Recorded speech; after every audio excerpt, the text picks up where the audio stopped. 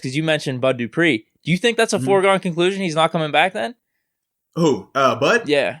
On some type of long-term deal. Because I know they're not franchise tagging him again. Yeah. But we already knew that. From a money standpoint, they weren't going to franchise. Yeah, that was another thing, right? So we could have acted like that was so groundbreaking, right? Oh, that was hilarious. I couldn't believe this. We already know this. So that's why when it comes to the Juju, I'm just like, isn't this the exact same scenario? We already knew this. That's Juju, like, so you're saying Juju's the one that's changed throughout all this? Right, because we knew going in, very similar to the Bud Dupree situation as it pertains to being franchised. We knew it's not happening, right? It just isn't. It doesn't make sense for either party. Yeah. And we also knew from a money standpoint with Juju that, hey, it doesn't make sense for you to come back at that low of a price, and it doesn't make sense for the Steelers to pay anything more than this because what they already have in-house.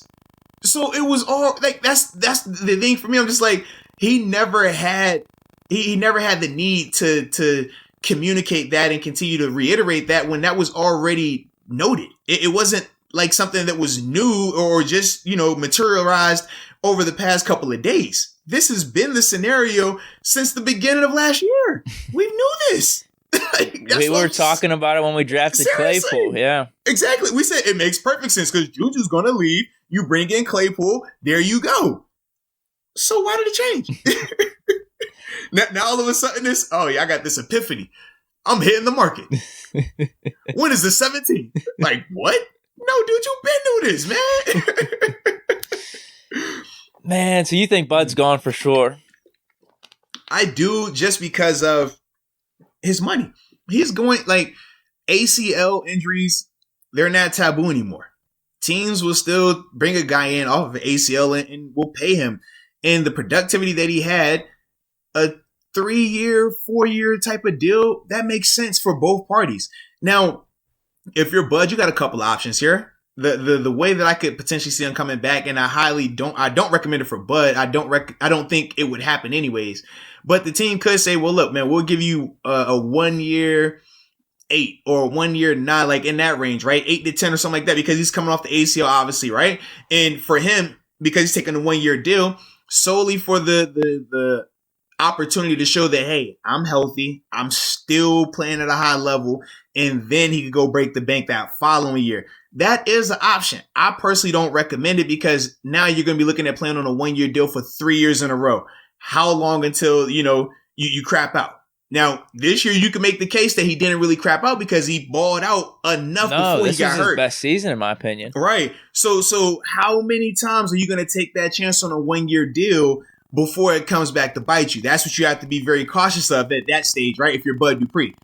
So that's why for me, I think that, man, he just goes out there and just takes the big deal, long-term deal that he can get and just roll with that weight versus taking a 1 year, like I said, prove it / we're going to compensate you well. Like 10, outside 11. Linebacker. Right. Like in that range, but only on a 1 year. To me, if you're Bud, that doesn't make a lot of sense right now. Could you see a case? It all depends on what the Steelers do with restructures, though. Yes. Because, they could free up a ton of money. That's what I mean. If they were to cut DeCastro. Vince and DeCastro together, that's what, 22? Because we said Vince is $10 million. $10 million if you cut Vince, $14 million if you cut DeCastro. That's $24 million. Yeah, right there. So they could be competitive with their offer.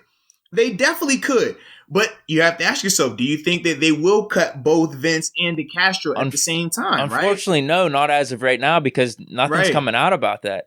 Yeah, and the thing is, if you cut DeCastro at this stage right now you really have to see, okay, how confident, we talked about JC, right? How confident are you in JC? I think I'm a lot more confident in JC if he's next to DeCastro versus JC next to some rookie, some mid-level free agent. I don't really like that all the way. And you could potentially have a rookie on the right side and a first full year starter on the left side. And we haven't even talked about the tackle position just yet. So that, to me, is making me start to think a little bit of, I don't think they're going to make that move with DeCastro. Even though it will save them a ton of money, I'm just starting to think that they're not going to do it, man. If we're making assumptions then, with the DeCastro move, we're assuming that they think it was just an off-year injuries then with DeCastro? Yeah, that I would assume that that's going to be their mindset. And then we wouldn't have to address guard. Yeah, that gives you a lot more flexibility. Now Dawson that's and one DeCastro less. as our 2 starters. So that's one less place you have to look, right? Obviously, you could bring in guys. We talked about BJ Finney. He could come in and can compete at a guard spot potentially. I like any of it, right? I'm not a fan of just handing JC or Dotson the spots. I've already told you that numerous times, right? What do you mean? I want them competing with someone. I don't care if they're as good as they're supposed to be, they'll win, so it shouldn't matter. But either way, I'm not a fan of just handing over the keys to unproven. Like, I've seen a sample size. It wasn't the largest sample size, though. That's my thing. Just make me right. Prove that I'm right. That's it. Would it be possible through cornerback restructures, Hayden Nelson, and then maybe Vince Williams as the cap casualty? How much would that free up? Would that be enough to be competitive with Bud Dupree? But does that mean we don't sign some other pieces like potentially a third wide receiver, backup cornerback or not? So I don't know. Well, yeah, because that's the thing. I mean, you talk about restructuring Joe Hayden and Steven Nelson, but if you're this team, I'm sure that they would rather do business from a cost effectiveness standpoint with either a Mike Hilton or a Cam Sutton than Bud, because we know Bud, that's going to eat up a ton. So instead of just solely putting those eggs in the 3 or 4 Bud, years, that's right.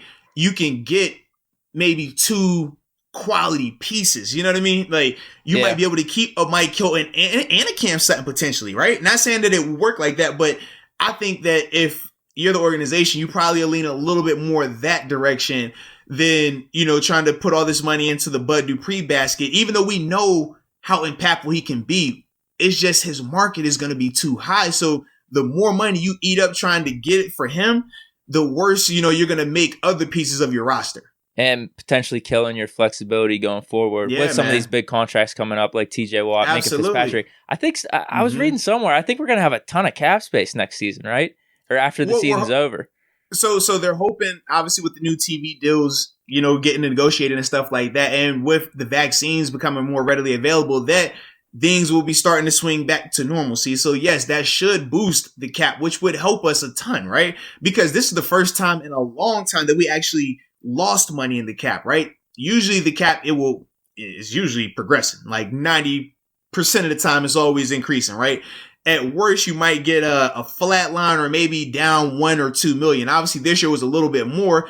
I think we're at 12 to $15 million less this year from a cap standpoint, right? And obviously, those numbers just came. I think it was at 182.5 or something like that.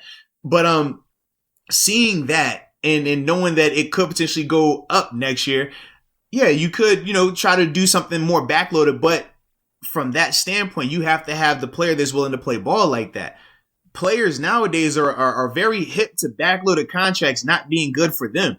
We talked about how backloaded contracts are. Backloaded contract becomes, well, that means I can cut this dude before he gets to that big money part of this. All right, I already got 2 good years out of him.